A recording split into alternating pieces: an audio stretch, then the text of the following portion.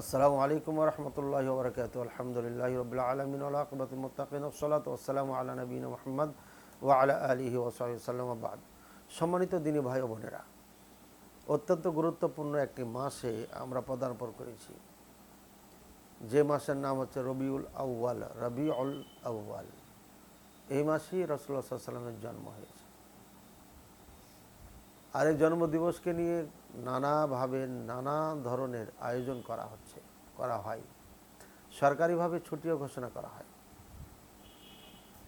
তবে আমরা কি জেনেছি যে এটা ইসলামের আলোকে কতটুকু করা যাবে না যাবে? আমরা কি জানি যে ঈদে মিলাদুন্নবী কোথা থেকে আসলো, কেমনে আসলো? আমরা কি জানি ঈদে মিলাদুন্নবী যারা আবিষ্কার করেছেন তারা কারা ছিল? আমরা কি জানি রাসূলুল্লাহ সাল্লাল্লাহু আলাইহি ওয়াসাল্লামের জন্ম তারিখ আসলে কি এটা 12 রবিউল আউয়াল নাকি অন্যটা? ইত্যাদি ইত্যাদি। সম্মানিত দর্শক মণ্ডলী, আজকের আলোচনায় সংক্ষিপ্ত আকারে এই বিষয়ে আলোকপাত করা হবে ইনশাআল্লাহ। 1 নম্বর হচ্ছে ঈদু মিলাদিন নবী। ঈদু মিলাদিন নবী এটা হচ্ছে আরবি, আর বাংলাদেশে যেটা আমরা ব্যানার পোস্টারে দেখি ঈদে মিলাদুন নবী। ঈদে মিলাদুন নবী, ওখানে ঈদু মিলাদুন নবী। ঈদে মিলাদুন নবী দুইটা পার্থক্য আছে। অর্থাৎ ঈদু আর ঈদে, ঈদে মিলাদুন নবী এটা ফার্সি ভাষা, আরবিটাকে ফার্সি বানিয়ে দেওয়া হয়েছে। আর ঈদু মিলাদিন নবী হলে পারে আরবি হতো। তাহলে বাংলাদেশ, ভারত, পাকিস্তান যেটাই হোক, ঈদে মিলাদুন নবী বলা হয় কেন? এটা তো আরবি জিনিস। ঈদও আরবি, মিলাদ আরবি, আর নবী সাল্লাল্লাহু আলাইহি সাল্লাম এটা তো আরবি। তো আরবিটা আবার ফার্সিতে রূপান্তরিত করা হয়েছে কেন? এর দ্বারা স্পষ্টই হয়ে যাচ্ছে যে এটা আরব দেশ থেকে আসে নাই, এটা সাহাবায়ে কেরাম থেকে আসে নাই, আইম্মায়ে কেরাম থেকে আসে নাই, তাবেঈনের থেকে আসে নাই, তাবেঈনে কেরাম থেকেও আসে নাই। স্পষ্ট এটা ফার্সি, যেহেতু পারস্য দেশ থেকে এসছে, অথবা পারস্য দেশি যারা তারা এটা আবিষ্কার করেছে। সুতরাং ঈদে মিলাদুন নবী এটা নতুন আবিষ্কৃত। এটা রাসূলুল্লাহ সাল্লাল্লাহু আলাইহি ওয়াসাল্লামের যুগে ছিল না, সাহাবায়ে কেরামের যুগে ছিল না, তাবেঈনে কেরামের যুগে ছিল না, তবু তাবেঈনের যুগও ছিল না। অর্থাৎ রাসূলুল্লাহ সাল্লাল্লাহু আলাইহি ওয়াসাল্লাম বলছেন খয়রুল কুরুনি কারনি, আমার যুগ সব থেকে উত্তম। সুম্মাল্লাযীনা ইয়ালুনহুম, তারপরে দ্বিতীয় শতাব্দী, আমার পরের শতাব্দী। এরপরে হচ্ছে সুম্মাল্লাযীনা ইয়ালুনহুম, এরপরে যারা আসবে তারা। অর্থাৎ এভাবে 3 বার বলেছেন রাসূলুল্লাহ সাল্লাল্লাহু আলাইহি ওয়াসাল্লাম। অর্থাৎ 300 শতাব্দী এটা হবে সব থেকে উত্তম যুগ।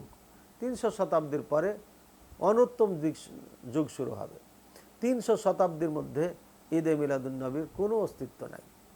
রাসূলুল্লাহ সাল্লাল্লাহু আলাইহি ওয়াসাল্লামের জন্ম এই আপনার 300 শতাব্দীর পরে হয়েছিল না আগে হয়েছিল? অবশ্যই বলবেন রাসূলুল্লাহ সাল্লাল্লাহু আলাইহি ওয়াসাল্লামের জন্ম হয়েছে রবিউল আউয়ালে, আমুল ফিল, যে বছর আব্রাহা হস্তি বাহিনী নিয়ে কাবা ধ্বংস করার জন্য আসে, সেই বছর রাসূলুল্লাহ সাল্লাল্লাহু আলাইহি ওয়াসাল্লামের জন্ম হয়েছে। রবিউল আউয়ালের 12 তারিখ না কত তারিখ, এই নিয়ে মতনক করেছে উলামায়ে কেরামরা। সর্বোপরি কিছু আলেমে দিন বলেছেন যে 12 রবিউল আউয়াল। তর্কর খাতিরে যদি মেনে নিই যে 12 রবিউল আউয়াল, তাহলে এটা কি পালন করা যাবে কি যাবে না? সর্বপ্রথম বলবো দিবসটি কার? দিবসটি হচ্ছে রাসূলুল্লাহ সাল্লাল্লাহু আলাইহি ওয়াসাল্লামের। তো রাসূলুল্লাহ সাল্লাল্লাহু আলাইহি ওয়াসাল্লাম এই দিবস কি পালন করেছেন? না, করেন নাই। ওনাকে সব থেকে যারা ভালোবাসতেন, ওনার আত্মীয় স্বজন, তারা কি পালন করেছেন? না, করেন নাই। রাসূলুল্লাহ সাল্লাল্লাহু আলাইহি ওয়াসাল্লাম সাহাবায়ে কেরাম যারা সব থেকে ভালোবেসেছেন, জান মাল সব দিয়ে, তারা কি করেছেন? না, করে নাই। তারপরে যারা, তারাও করেন, তারপরে যারা, তারাও করে, তারপরে যারা, তারাও করে নাই। তাহলে এটা আসলো কোত্থেকে? এসেছে 700 শতাব্দীর থেকে। মুজাফফর কাওকাবি নামে একজন বাদশাহ, কম বয়সী একজন বাদশাহ, অযোগ্য বাদশাহ, ক্ষমতায় আসলে মুসলিমকে বোকা বানানোর জন্য সে ঈদে মিলাদুন নবী চালু করে, এবং ঈদে মিলাদুল উপলক্ষে আপনার 1 লক্ষ মুরগি, আপনার 10,000 ছাগল বা দুম্বা, এসব 1,000 উট ইত্যাদি ইত্যাদি, সঠিক গণনাটা আমার এদিক ওদিক হতে পারে, উনি জবাই করেন। এবং এই বিশাল খাবার আয়োজনের মাধ্যমে এই দিনটা কায়েম করতে শুরু করে। এরপরে আসলো কিয়াম, এই মিলাদ শুরু হলো, মিলাদের পরে কিয়াম। এই মিলাদ কিয়ামের মাধ্যমে মিলাদুন নবী আপনার আবিষ্কার করা হলো। আর সেখান থেকে আমরা ধরেছি এই আবিষ্কারক যিনি ছিলেন তিনি ছিলেন শিয়ার যারা, তারা এটাকে আবিষ্কার করেছে। আর তাদের আবিষ্কৃত আমরা এই দিবসকে আজকে রাষ্ট্রীয়ভাবে ধর্মীয়ভাবে নিয়েছি, আমরা সওয়াব নেকি মনে করে নিয়েছি, রাসূলুল্লাহ সাল্লাল্লাহু আলাইহি ওয়াসাল্লামের ভালোবাসা বহিঃপ্রকাশ বলে দাবি করছি। জি না, কোশ্চিনকালও এটা মহাব্বত ভালোবাসার বহিঃপ্রকাশ হতে পারে না। আপনি বিয়ে করবেন, বিয়ে করার পরে স্ত্রীকে ভরণ পোশাক দিবেন না, তাদেরকে দেখবেন না, তার দিকে তো লক্ষ্য রাখবেন না, আর আপনি ম্যারেজ ডে পালন করবেন, দিয়ে আপনার বউ খুশি হয়ে যাবে। জি না, কোশ্চিন কারণে ম্যারেজ ডে পালনের মাধ্যমে যদি বউ খুশি হতো তাহলে পরে প্রত্যেকেই 4টা করে বিয়ে করত, তাহলে সমস্যাই ছিল না। ইসলামে 4টা বউ অনুমতি আছে, তো ম্যারেজ ডে দিয়ে যদি স্ত্রী খুশি হয়ে যায় তাহলে কেউ আপত্তি করতো না দ্বিতীয় তৃতীয় চতুর্থ বিয়ে করার জন্য। তাহলে মিলাদুন্নবী এই ডে আপনার জন্মদিন অর্থাৎ বার্থডে তৈরি পালন করে রাসূলুল্লাহ সাল্লাল্লাহু আলাইহি ওয়াসাল্লাম খুশি হয়ে যাবে, এটা কেমনে আপনি ধারণ করতে পারলেন? কেমনে আপনি এটা নিজের মধ্যে ধারণ করলেন? এটা এই বিশ্বাসটা কে দিল আপনাকে? কোশ্চিন কারণ নয়। রাসূলুল্লাহ সাল্লাল্লাহু আলাইহি ওয়াসাল্লামের ভালোবাসা ওইভাবেই ওই রাস্তায় আপনার অর্জন করতে সম্ভব যেভাবে সাহাবায়ে কেরাম করেছেন। আল্লাহ রাসূল সাল্লাল্লাহু আলাইহি ওয়াসাল্লাম খুতবা দিচ্ছেন আর ইবনে মাসউদ রাদিয়াল্লাহু তাআলা আনহু যাচ্ছেন, এমতো অবস্থায় বলছেন ইজলিস। রাসূলুল্লাহ সাল্লাল্লাহু আলাইহি ওয়াসাল্লাম বলেছে বসে যাও। ইবনে মাসউদ রাদিয়াল্লাহু তাআলা আনহু দরজার এপাশে এক পা ওই পাশে এক পা, উনি ওখানে বসে গেছেন। রাসূলুল্লাহ সাল্লাল্লাহু আলাইহি ওয়াসাল্লাম বিষয়টি লক্ষ্য করলেন, এর বলে ইবনে মাসউদ উঠো আসো, অর্থাৎ তোমাকে বলা হয় নাই, তুমি ওখানে বসে গেছো। এটার দ্বারা কি বোঝা যায়? সাহাবায়ে কেরাম রাসূলুল্লাহ সাল্লাল্লাহু আলাইহি ওয়াসাল্লামকে এত ভালোবাসত এবং তাকে এত মানত যে সে চেয়ে দেখে নাই রাসূলুল্লাহ সাল্লাল্লাহু আলাইহি ওয়াসাল্লাম বসতে বলেছেন, বসে গেছেন। কেন বললেন, কী জন্য বললেন? এখানে তো বসার জায়গা না, তারপরে বসে গেলেন। ভাইয়ের আমার, রাসূলুল্লাহ সাল্লাল্লাহু আলাইহি ওয়াসাল্লামের এত প্রিয় সাহাবী যারা জীবন দিয়ে দিয়েছেন, জান দিয়ে দিয়েছেন, তারা তো এই দিবস পালন করে নাই। যদি তার ভালোবাসা মহাব্বত এটি দিয়ে বহিঃপ্রকাশ পায় তাহলে তারা অবশ্যই করতেন, আর তারা করে নাই, আপনি করছেন। এর মানে আবু বকর ওমর সাহাবায়ে কেরাম থেকে আপনি বেশি ইসলাম বুঝেছেন। নাউযুবিল্লাহ। আল্লাহ তাআলা আপনাদের হেদায়েত দান করুন যারা এই কাজ করছেন, এটাই দোয়া করব। এবং আপনাদেরকে বোঝার চেষ্টা তৌফিক দান করুন। আমি কয়েকটা মুনাজারা বহাসও দেখেছি, ঈদে মিলাদুন্নবী মিলাদ কিয়াম নিয়ে মুনাজারা। তো কোথায় মিলাদ শব্দ হাদিসে পেয়েছে? বলছে এই তো মিলাদ আছে ইসলামে। এটা কি কথা হলো নাকি? কোরআনে তো জেনার কথা আছে, মদের কথা আছে, কুকুরের আছে, খিঞ্জির আছে, শুয়ারের শব্দ আছে, গাধা আছে, এগুলো কি সবই হালাল? তাহলে কোরআনে থাকলে পারে ওটা দিবসে পালন করতে হবে, এটা কে বলেছে? কিয়ামের ক্ষেত্রে যে কওমুলিল্লাহ কানিতিন, এটা একটা দলিল দিয়েছে। নাউযুবিল্লাহ, বলে এটা দলিল মিলাদের কিয়ামের। এভাবে যতগুলো কিয়াম শব্দ হাদিসে কোরআনে আছে ওগুলোকে মুনাজারাতে পেশ করছে, বলছে এই যে কিয়ামের দলিল। নাউযুবিল্লাহ সুম্মা নাউযুবিল্লাহ। ভাই আমার, এটি ভয়ঙ্কর চিন্তা চেতনা, এটি কোনো মুসলিমের চিন্তা চেতনা নয়। কোরআন সুন্নাহ ধারক বাহক যারা, কোরআন সুন্নাহ বুঝেন যারা, তাদের এটি চিন্তা ভাবনা নয়। যারা করেছেন, যারা এগুলো দাবি করছেন, তারা কেউ কোরআন সুন্নাহর আলেম হতে পারে না। আল্লাহ তাআলা তাদেরকে হেদায়েত দান করুন। সর্বোপরি ঈদে মিলাদুন্নবী এটা মুসলমানদের আবিষ্কার করা নয়, এটা শিয়াদের আবিষ্কার করা।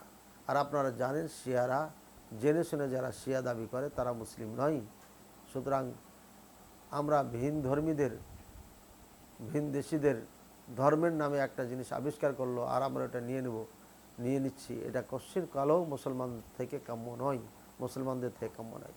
তাই আশা করছি সামনে ঈদে মিলাদুন্নবীর সরকারিভাবে ছুটি যেন ঘোষণা না হয়, প্লাস এই দিবস জাঁকজমকপূর্ণভাবে যেভাবে ইতিপূর্বে পালন হয়েছে সেটাও যেন না হয়। না হলে পারে মুখে মুখে ইসলাম কায়েম করব, ইসলাম কায়েম করব, এটা বলে লাভ নাই। কোরআন সুন্নাহর বাইরে আপনি ইসলাম কায়েম করবেন, ওটা ইসলাম হতে পারে না, বরঞ্চ এটা আরও ইসলামের জন্য ক্ষতিকর হয়ে থাকবে। রাষ্ট্রীয়ভাবে কোনো জিনিস যদি লালন করা হয়, পালন করা হয়, এটা জনগণের মাঝে রগের এসায় ঢুকে যায়, আর ঢুকে গেলে পরে আর এটা বের করা যায় না, তাহলে ইসলাম আর কায়েম হবে না। এই জন্যই আমাদের বড়রা, আমাদের মনীষী যারা, তারা একটা কথা বলে থাকেন ইতিহাস থেকে, পাকিস্তান পিরিয়ডে ইসলামী রাষ্ট্র কায়েম করব, ইসলাম অনুযায়ী দেশ চালাবো। এই জন্য সেখানে সংবিধানে কিভাবে দেশ চালাবো, ইসলামের আলোকে যদি চালাতে হয় তাহলে কী লিখব, তখন কোরআন সুন্নাহ না অন্য কিছু, এই নিয়ে বিভিন্ন অনেক সময় কষাকষি, দর কষাকষি হতে হতে হতে কোরআন সুন্নাহ ছাড়া তার লেখার কোনো রাস্তাই নেই। কিন্তু অধিকাংশ ওলামায়ে কেরাম সেই মজলিসে তারা মেনে নিতে পারেনি। পরক্ষণে কষ্ট করে কোরআন সুন্নাহ ভিত্তিক এটা লেখলেও পরবর্তীতে পরের দিনই বলেছেন যে না, আমরা ফিকহে হানাফির ওপরে দেশ কায়েম করব। তাহলে ফিকহে হানাফির ওপরে যদি দেশ কায়েম করি তাহলে তো ইসলাম থাকলো না, তাহলে তো ইসলামকে আমি পরিপূর্ণ কমপ্লিট মনে করলাম না। আলিয়াউমা আকমালতু লাকুম দীনাকুম ওয়া আতমামতু আলাইকুম নি'মাতি ওয়া রাদিতু লাকুমুল ইসলাম দীনা, এই আয়াতকে আমি প্রত্যাখ্যান করলাম, পরোক্ষভাবে প্রত্যাখ্যান করলাম। সুতরাং ইসলাম কমপ্লিট, এটাকে যদি আমরা মানতে দ্বিধাদ্বন্দ্ব করি আর আমার মাযহাবকে আমি যদি মেনে নিই স্বাচ্ছন্দ্যে, তাহলে পরে কি বোঝা গেল যে আপনি রাসূলুল্লাহ সাল্লাল্লাহু আলাইহি ওয়াসাল্লামের রেখে যাওয়া বিধানকে অবজ্ঞা করে আপনার আমার তৈরি করা দল বা ব্যক্তির মতাদর্শকে পালন করে সেটা আমরা সংবিধান তৈরি করলাম, তাহলে ইসলাম আমার মুখ দিয়ে মানায় না।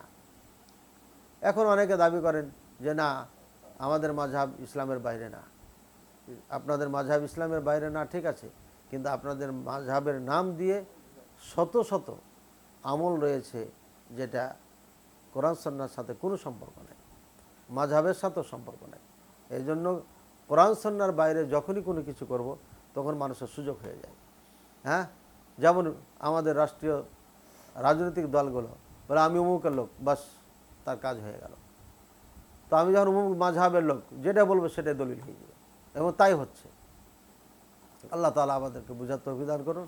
এবং ঈদে মিলাদুন্নবী একটা জঘন্যতম বেদাত, একটা জঘন্যতম বেদাত, এটা সাধারণ বেদাত নয়, যে রাসূলুল্লাহ সাল্লাল্লাহু আলাইহি ওয়াসাল্লাম করে নাই, সাহাবায়ে কেরাম করেন নাই, কোনো আইম্মায়ে কেরাম করেন নাই, চার মাঝে চার ইমাম করেন নাই, সেটাকে আমরা ধর্মীয় উৎসব বানিয়েছি।